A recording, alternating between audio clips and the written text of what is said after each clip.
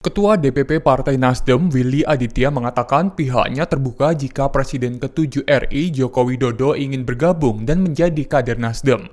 Ia menyebutkan selama ini Ketua Umum Partai Nasdem Surya Paloh sudah memiliki hubungan yang sangat dekat dengan Jokowi.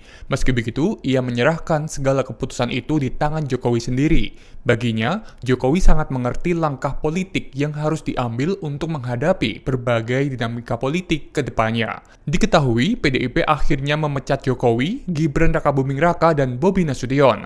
Keputusan itu disampaikan oleh Ketua DPP Bidang Kehormatan PDIP, Komarudin Batubun, pada Senin 16 Desember 2024. Jokowi pun telah memberikan tanggapan atas keputusan tersebut. Ia mengatakan menghormati keputusan yang diambil oleh Partai Banteng dan tidak dalam kapasitas untuk menilai keputusan tersebut. Download Tribun X sekarang, menghadirkan lokal menjadi Indonesia.